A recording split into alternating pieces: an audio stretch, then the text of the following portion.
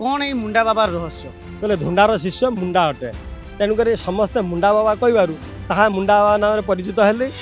भागवत लिखा है मनुष्य जन्मर ये लाभ जेबे गोविंदे करे भाव गोविंदे जार भाव नहीं मनुष्य जन्म कहीं जड़े श्रमिक लेखक वो प्रवचक किंतु निजर निशा को जलांजलि दे आज राजधानी राजरास्ता उपरे बही बिक्री करी निजर गुजराण मेटाउछंती। आमे आज सेमिति जने व्यक्ति को पाखरे अछु जे कि राजधानी राजरास्ता उपरे बही बिक्री करी चलुछंती आउ तांकर जहा निशा रही जने धर्म प्रवचक और लेखक आमे आज सीधा साधा तांकर साथ कथा हबा। जय जगन्नाथ जय जगन्नाथ आज्ञा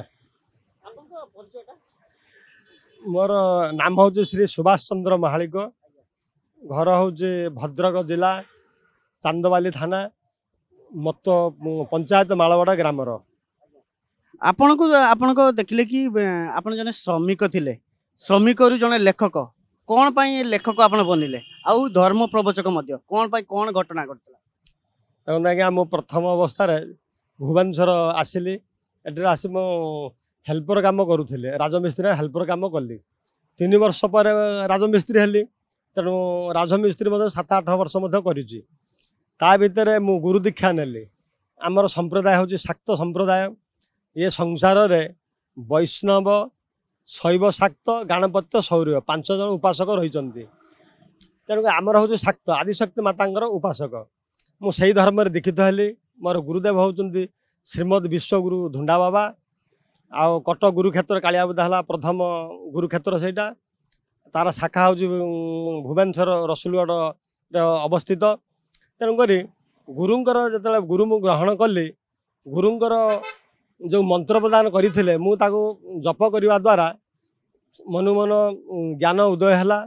तेणुक शास्त्र कहते जहाँ को सुदया करती से ही जगतपति ज्ञान रे उज्जवल हुई मति ताहार नीति।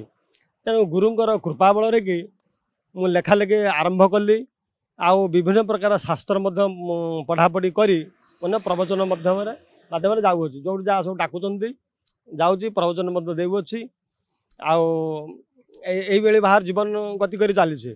आ मिस्त्री काम कला बेले मु 2-4 थर खंडे भाड़ा उपर खसी पड़ली जदि पढ़ी जदि मु देखिली यही कामटा मत सुट करूना तेणुक मु बेपार दिगरे आगेली। तेणु कौन बेपार करी तापर चिंता करी बही हेतु विभिन्न प्रकार बही जो भागवत गीता रामचरित मानस आउ खना वचन गीत गोविंद एसब आध्यात्मिक बही सब बिक्री करने लगिली। ता सहित यही पार्कर जो फरेस्ट पार्कर बेपार आरंभ करी पिला माने सब आसती से विभिन्न प्रकार खेलना से बिक्री करुच्ची आउ जगतर मंगल पाई कल्याण पाई गीता भागवत बही बिक्री करुच्ची। लोक मैंने जो मैंने धर चाहूँ नापी से नेले से निश्चित भाव ज्ञान उदय हेब आ धर्म कार्य से आगे जीवे जगतर मंगल पाई चिंता करेंगे एपाई आध्यात्मिक बही गुड़ी बिक्री करुच्ची। आ सदा सर्वदा मोर लेखा चली विभिन्न प्रकार माने 15 प्रकार बही एमती लिखी। भुवनेश्वर जिते महादेव अच्छा समस्त गोटे बही श्री शिव दिव्य स्तुति लिखी आउ राधाकृष्ण भजनमाला लिखाई आउ सर्व देवादेवी भजनमाला रही श्री गुरुंर दिव्य स्तुति आउ जगन्नाथ महाप्रभुंर दिव्य स्तुति यही विभिन्न प्रकार हनुमान दिव्य स्तुति भजन ये विभिन्न प्रकार बही 15 प्रकार बही लिखी से गुरु आशीर्वाद भगवान का आशीर्वाद आमे देखुलु कि आपण को नाटा जमती सुभाष रही किंतु ता पूर्व लगी कि मुंडा बाबा कौन ये मुंडा बाबा रहस्य। हाँ अति सुंदर प्रश्न ये मुझे आम मठरे रोली गुरुदेव पाखे रोली आते आम गुरुदेव हेले श्रीमद धुंडा बाबा मुझे जेहेतु शिष्य अटे आउ गुरुंर सब जहाँ सी कहती मुझे कार्य गुड़े करे आश्रम विभिन्न प्रकार कार्यक्रम जोग दिए सब कार्य कर मत समस्ते शिष्य मैंने भक्त मैंने रसुलगढ़ ग्रामवासी मैंने मुंडा बाबा बोली कहले कहीं कहले धुंडार शिष्य मुंडा अटे तेणुक समस्ते मुंडा बाबा कहबार ताहा मुंडा बाबा नाम परिचित हेली। आ बहीर लिखी अच्छी जे मुंडा रचना श्री मुंडा बाबा ब्राकेटर सुभाष बोली लिखुची। आपण को निशा थिला लेखिबा आउ प्रवचक देवा किंतु कौन एमती परिस्थिति एते परिस्थिति कि बाध्य होई कि आपण ରାଜରାସ୍ତା ଉପରେ ବହି ବିକୁଛନ୍ତି। ହଁ ଆଜ୍ଞା, ମାନେ ଲେଖା ଲେଖି ଚାଲିଥିବା ଭିତରେ ତାପରେ ଯେଉଁ ପ୍ରବଚନ ଦେବା ମଧ୍ୟରେ ଏଥିର ଠିକ୍ ଭାବର ଅର୍ଥଟା ଆସିଲା ନାହିଁ। ସଂସାରଟା ଚଳିବା ପାଇଁ ହେଲେ ନିଶ୍ଚୟ ପଇସା ଅଧିକା କିଛି ଦରକାର। ସେଥିପାଇଁ ମୁଁ ଦେଖିଲି କେଉଁ ଉପାୟରେ ଅର୍ଜନ କରିବାକୁ ପଡ଼ିବ। ତେଣୁକରି ବ୍ୟବସାୟ ମାଧ୍ୟମରେ ଗତି କଲି ଏବଂ ପୁସ୍ତକ ମଧ୍ୟ ବେପାର କରିବାକୁ ଲାଗିଲି। ଏଇ ପୁସ୍ତକ ଦ୍ୱାରା କ'ଣ ସମାଜର ମଙ୍ଗଳ ହେବ, ସମସ୍ତଙ୍କର କଲ୍ୟାଣ ହେବ, ମଙ୍ଗଳ ହେବ। ସେଥିପାଇଁ ଏ ବେପାର ଲାଇନ୍ରେ ଗଲି। ଆଉ ଆମ ସମ୍ପ୍ରଦାୟର ହେଉଛନ୍ତି ସବୁ ଅଛନ୍ତି ବାୟା ବାବା, ପାଗଳା ବାବା, ଧୁଣ୍ଡା, ଅଳସୁଆ, ଖେପା।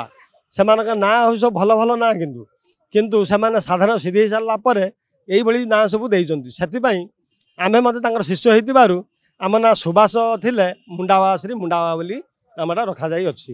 ଆଜ୍ଞା, ଆପଣଙ୍କର ଶିକ୍ଷାଗତ ଯୋଗ୍ୟତା କେତେ? କି ଆପଣ ଜଣେ ଏତେ ଭଲ ଲେଖୁଛନ୍ତି, ଯେମିତିକି ଆପଣଙ୍କ ବହି ଆମେ ସବୁ ଦେଖିଥିଲୁ କି ସବୁ ଆଧ୍ୟାତ୍ମିକ ଉପରେ। ମୋର ଶିକ୍ଷାଗତ ଯୋଗ୍ୟତା ହେଉଛି ମେଟ୍ରିକ୍ ମୁଁ ପାସ୍ କରିଛି।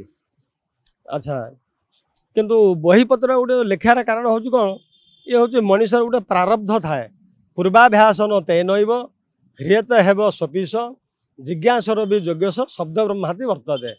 ଗୀତାର 6ଠ ଅଧ୍ୟାୟରେ କୁହାଯାଇଛି ଯେ ପୂର୍ବଜନ୍ମର କର୍ମ ଫଳେ ଯାଚିମୁ ଦେଉ ଥାଏ ବେଳେ। ମଣିଷ ତା ପ୍ରାରବ୍ଧ ସବୁବେଳେ ଭୋଗ କରେ। ତେଣୁକରି ପ୍ରାରବ୍ଧ ଅନୁସାରେ ଯାହାର ଯେଉଁ କଳା ନେଇକି ସଂସାରକୁ ଆସିଛନ୍ତି ତାକୁ ସେଇ ଜିନିଷଟା ଭଲ ଲାଗିବ। ତେଣୁକରି ମୋତେ ଏଇ ପ୍ରବଚନ ଦେବା ପାଇଁ, ହରିକଥା ଶୁଣିବା ପାଇଁ ଏବଂ କହିବା ପାଇଁ, ଲେଖିବା ପାଇଁ ତେଣୁକରି ଭଲ ଲାଗୁଛି। ତେଣୁ ଏହା ହେଉଛି ମାନେ ପ୍ରାରବ୍ଧ ଉପରେ ନିର୍ଭର କରେ। ଏ ସଂସାରରେ ଯେତେ ମଣିଷ ଅଛନ୍ତି କି ଯେଉଁମାନେ ସବୁ ଲେଖକ, କବି, ପ୍ରବଚକ ଅଛନ୍ତି, ସମସ୍ତଙ୍କ ପ୍ରାରବ୍ଧ ଅନୁସାରେ ସେମାନେ କର୍ମ କରନ୍ତି ବା ଆଗେଇ ଚାଲନ୍ତି। ନିଶା ସାମ୍ନାରେ ପେଶା ଏତେ ଭାରି ପଡ଼ିଲା କି ଆଜି ରାଜରାସ୍ତାରେ ବସିବାକୁ ପଡ଼ିଲା, କ'ଣ କହିବେ ତାକୁ? ଏହାପରେ ଯେତେବେଳେ ଘର ଚଳାଇବା ପାଇଁ ପଇସା ପତ୍ର ଆବଶ୍ୟକ ପଡ଼ିଲା, ତେଣୁକରି ସେଇ ଆବଶ୍ୟକ ମେଣ୍ଟେଇବା ପାଇଁ, ଗୁଜୁରାଣ ମେଣ୍ଟେଇବା ପାଇଁ ଆଜି ରାଜରାସ୍ତାରେ ଫୁଟପାଥରେ ବସି ବେପାର କରୁଅଛି। ଏ ଦିଗରେ ଯଦି ସରକାର ଯଦି ଦୃଷ୍ଟି ଯଦି ଦିଅନ୍ତେ କି କୌଣସି ଯଦି ପଦକ୍ଷେପ ଯଦି ନିଅନ୍ତେ, ନିଶ୍ଚିତ ଭାବରେ ଆମର ଟିକେ ପରିବର୍ତ୍ତନ ହୁଅନ୍ତା। ମୋର ବହୁତ ଗୁଡ଼ିଏ ବହି ପ୍ରେସ୍ରୁ ବାହାରି ପାରୁନାହିଁ। ମୁଁ କମ୍ପ୍ୟୁଟର ପ୍ରିଣ୍ଟ କରୁଛି, ଗୋଟେ 30 ଟଙ୍କା ପଡ଼ିଯାଉଛି, 25 ଟଙ୍କା ପଡ଼ିଯାଉଛି। ତେଣୁକରି ପ୍ରେସ୍ରୁ ଯେଉଁ ବହି ବାହାରିବ 1000 ପିସ୍ କି 10,000, 15,000 ଟଙ୍କା ଖର୍ଚ୍ଚ ହେବ। ହେଲେ ଏହା ପ୍ରଚାର ହେଇପାରିବ, ପ୍ରସାର ହେଇପାରିବ, ଆଉ ଜନସମାଜରେ ଆଦୃତ ମଧ୍ୟ ହେଇପାରନ୍ତା। ତେଣୁ ଏ ଦିଗରେ ସରକାର କିଛି ଗୋଟେ ପଦକ୍ଷେପ ନେବା ଉଚିତ ଏବଂ ଦୃଷ୍ଟି ମଧ୍ୟ ଦେବା ଉଚିତ। ଆପଣ ଜଣେ ଲେଖକ ଆଉ ପ୍ରବଚକ ମଧ୍ୟ, କିନ୍ତୁ କାହିଁକି ଏଇ ଜାଗା ଚୁଜ୍ କଲେ କି ଫରେଷ୍ଟ ପାର୍କ ସାମ୍ନାରେ ବସୁଛନ୍ତି, ବହି ବିକନ୍ତି? ଯେହେତୁ ଆମେ ପାର୍କ ଆସିଲେ ଲୋକମାନେ ବେଶୀ ଫାଷ୍ଟଫୁଡ୍ ଦେଖନ୍ତି, କିଛି ଖାଇବା ଜିନିଷ ଦେଖନ୍ତି, କିନ୍ତୁ ଆପଣ ବହି, ଏଇ ଯେଉଁ ବହି ବିକ୍ରି କରୁଛନ୍ତି, ଲୋକଙ୍କ ରେସ୍ପନ୍ସ କେମିତି ରହୁଛି? ହଁ, ଏ ଦିଗରେ ଅତି ସୁନ୍ଦର କଥା। ଇଏ ଭାଗବତ ଲେଖା ହେଇଛି, ମନୁଷ୍ୟ ଜନ୍ମର ଏ ଲାଭ ଯେବେ ଗୋବିନ୍ଦେ କରେ ଭାବ। ଗୋବିନ୍ଦେ ଯାହାର ଭାବ ନାହିଁ, ମନୁଷ୍ୟ ଜନ୍ମ କାହିଁ ପାଇଁ? ତେଣୁକରି ମୁଁ ସେୟାକୁ ଲକ୍ଷ୍ୟ କରି ଯେ ପାର୍କକୁ ଯେଉଁମାନେ ଆସୁଛନ୍ତି ସମସ୍ତେ ଏନ୍ଜୟ କରିବା ପାଇଁ ଆସୁଛନ୍ତି ଏବଂ ତାଙ୍କର ମତିଟା ଅନ୍ୟ ଦିଗରେ ଗତି କରୁଛି।